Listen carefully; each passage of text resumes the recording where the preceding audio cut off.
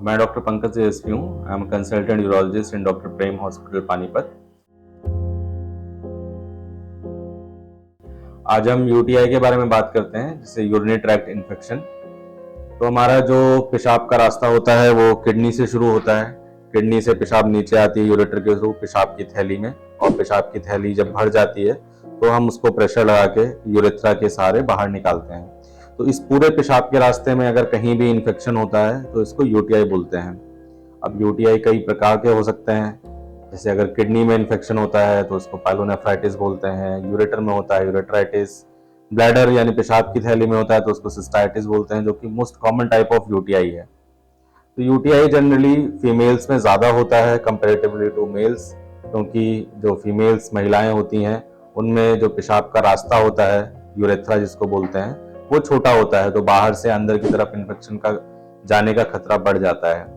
तो सबसे पहले हमें, जब आपको इन्फेक्शन हो, यूटीआई हो, इसके लक्षण जानना जरूरी है। तो इसके लक्षण क्या होते हैं?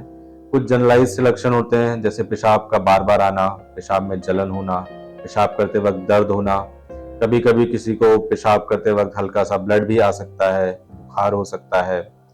इन्फेक्शन जहाँ पे हुआ है उसके अकॉर्डिंग कुछ सिम्टम्स आते हैं। जैसे अगर किडनी में इन्फेक्शन हुआ है तो आपकी कमर में कहीं इस तरफ या इस तरफ, जिधर भी इन्फेक्शन हुआ है उस तरफ दर्द हो सकता है। पेशाब की थैली में इन्फेक्शन हुआ है तो पेट के नीचे वाले हिस्से में दर्द रह सकता है। तो जब भी ऐसे इन्फेक्शन होते हैं, जो कि कॉमन है फीमेल्स में, तो ज़्यादातर लोग करते हैं कि वो केमिस्ट के पास, फार्मेसी में जाते हैं और दवाई लेते हैं। 2-3 दिन में ज़्यादातर इन्फेक्शन खत्म हो जाते हैं और वो दवाइयाँ बंद कर देते हैं। बट आपको ऐसा नहीं करना है, क्योंकि कई सारे इन्फेक्शन ऐसे रहते हैं जो आपने दवाई खाई, इन्फेक्शन सही हो गए, बट वो 4-5 दिन के बाद फिर से आ जाते हैं, क्योंकि आपने पूरी डोज कंप्लीट नहीं करी है। तो बेहतर है आप यूरोलॉजिस्ट के पास आएँ। कुछ टेस्ट होते हैं जो कि कराने ज़रूरी होते हैं, जैसे पेशाब की जांच, उसमें क्या इन्फेक्शन है वो कराना ज़रूरी है। उसके बाद हम दवाई शुरू करते हैं।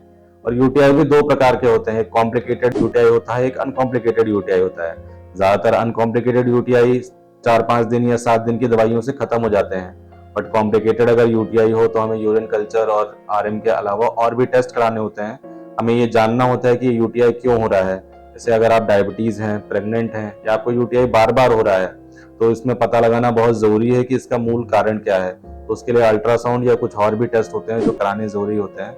तो बेहतर यही है कि जब भी आपको यूटीआई हो तो सबसे पहले आप अपने जो यूरोलॉजिस्ट हैं उनको संपर्क करें, उसके बाद ही इसका इलाज शुरू करें। Thank you.